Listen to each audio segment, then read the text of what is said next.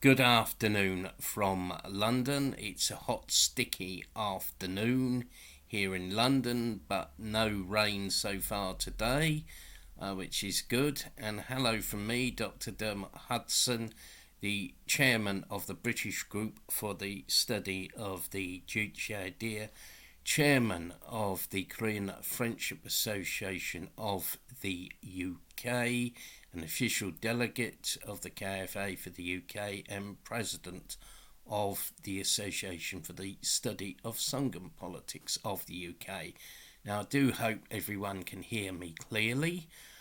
Greetings to everyone, all subscribers and viewers of this channel on the occasion of the 68th anniversary of the victory of the Korean people in the Great Fatherland Liberation War against the US imperialist aggressors for the freedom and independence of the Juche homeland. And before I give a short talk about the victory in the Fatherland Liberation War, which we sometimes abbreviate as the FLW, I'm just going to read out a short article from the anti-imperialist National Democratic Front of South Korea. In fact, I should say the Pyongyang mission of the anti-imperialist National Democratic Front of South Korea. The article is titled "Creating Juche-Orientated Strategy and Tactics." It has been 68 years since the DPRK displayed fireworks of victory after defeating the US, which had boasted of being the strongest in the world. The DPRK's miraculous triumph, achieved in the 3-year-long Fatherland Liberation War, was unthinkable apart from the rare strategic wisdom and military leadership of President Kim Il-sung. The US employed schemers and warlike generals of imperialism who earned ill fame during the past wars. The president thwarted their reckless military intentions with his outstanding military wisdom and stratagem. The victory in the Fatherland Liberation War was the main one of the president's Juche-based military idea and art of war. Thanks to his seasoned leadership, strategy and tactics, the KPA and Korean people defended the country to demonstrate the dignity and honour of the nation throughout the world by displaying matchless self-sacrificing spirit in the war against the US. The world said with high appreciation that President Kim Il-sung is a gifted military strategist and brilliant commander who put any generals and operations planners into the shade. The victory won in the 1950s is being carried forward by the respected comrade Kim Jong-un. The respected comrade Kim Jong-un resolutely meets all challenges and provocations of the US and hostile elements to ensure the DPRK's sovereignty and peace of the Korean Peninsula by bolstering up the military muscle of the DPRK. With his matchless pluck, unusual military wisdom and leadership, the DPRK will win one victory after another. And that's the end of the short article from the Pyongyang mission of the ANDF. Now, July 27th is known as the Second Liberation Day of the Democratic People's Republic of Korea, because it was the day when the US imperialists finally admitted they could not militarily defeat the DPRK and signed the Korean Armistice Agreement, which actually contained a clause stipulating the withdrawal of all foreign forces from the Korean Peninsula, but the US reneged on this at a later date. Mark Clark, the commander of the US forces in the war, wrote, "In carrying out the instructions of my government, I gained the unenviable distinction of being the first United States commander in history to sign an armistice without a victory." End of quote. And US General Bradley admitted that it was the wrong war at the wrong place at the wrong time and with the wrong enemy. End of quotation. These were confessions of US commanders that they were actually defeated in the Fatherland Liberation War. The US losses were as follows: 1,567,128 soldiers, including 405,498 US troops, over 1 million South Korean puppet troops, and over 30,000 soldiers from pro-US satellite states were either killed, wounded or captured.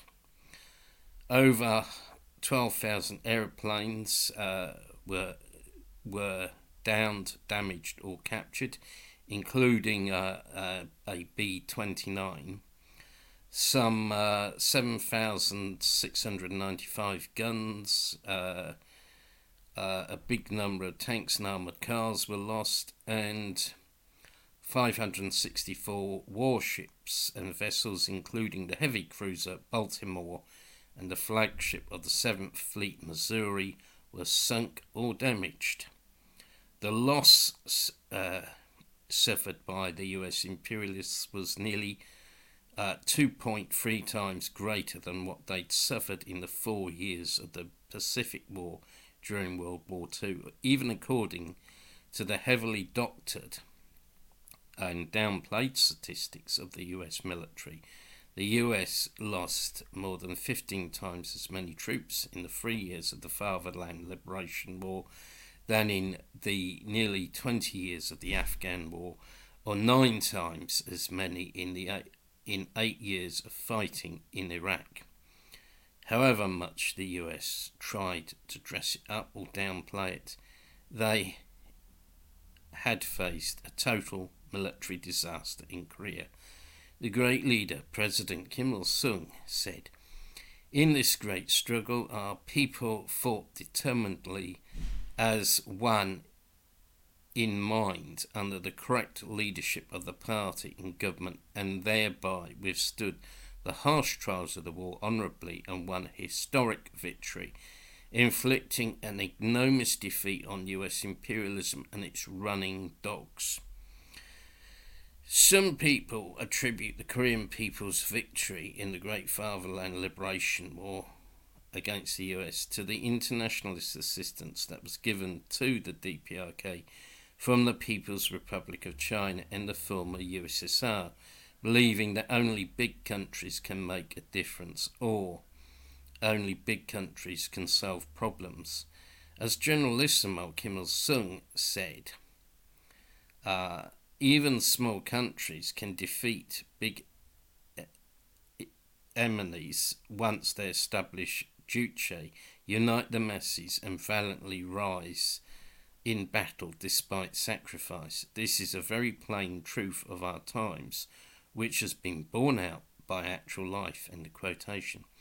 During the Fatherland Liberation War, the Korean people fought in the spirit of self-reliance. The US imperialists and reactionaries had made a big miscalculation and greatly underestimated the DPRK, the Korean People's Army, and the Juche-based military tactics of Generalissimo Kim Il-sung, who had accumulated vast and unrivaled experience in the 15-year-long anti-Japanese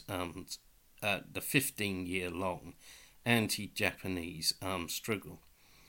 Great Generalissimo Kim Il-sung employed unique Juche-based tactics during the Fatherland Liberation War, based on the Juche idea that people are the masters. Generalissimo Kim Il-sung attached importance to the decisive role of people rather than weapons.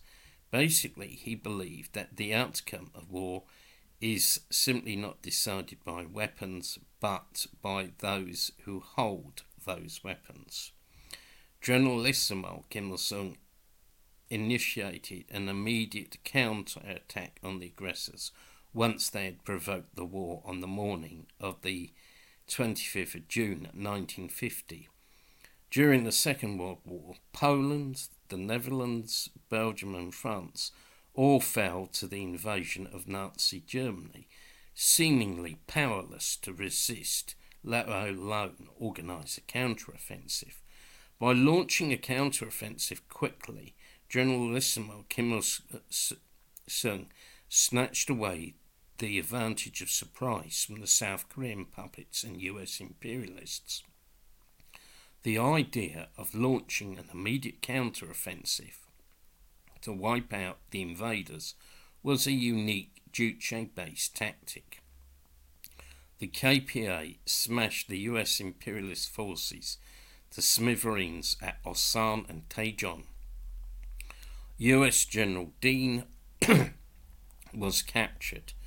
Within a few weeks, the US imperialists and South Korean puppets had been routed and faced being driven into the sea by the victorious Korean People's Army, which had liberated 90% of the territory of South Korea and 92% of the population, a truly remarkable feat.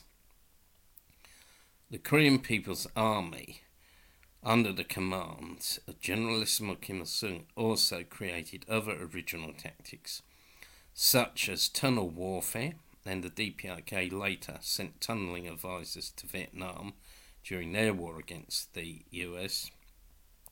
The idea of opening a second front behind Emily Hines, that is also behind a second front within the same country, and the creation of aircraft hunting and tank hunting teams, and also guerrilla warfare. The Great Fatherland Liberation War proved the validity and correctness of the Juche Idea and Songun idea. The great revolutionary leader, Generalissimo Kim Il-sung, not only humbled the pride of the arrogant US imperialist aggressors, but smashed the reactionary bourgeois military theory that advocates the decisive role of weapons over humans.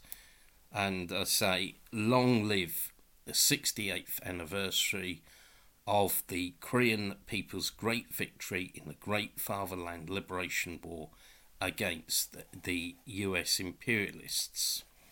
Thank you for listening to this video.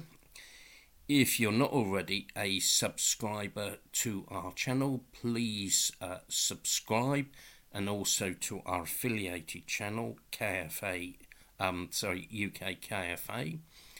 And please look out for our events that we hold. On July 30th, we're going to be holding another session of our online study course on the Juche Idea. And August 21st, that's going to be our KFA UK action weekend, which we go into action to protest against the visit of a British aircraft carrier strike group to South Korea, against US and South Korean military exercises in South Korea, and British sanctions against the DPRK. And I'll be making a separate video about that in about a week's time, and that will be broadcast on the UK KFA channel as well as this one. So, it's very important to, show your support and solidarity, and, make a difference.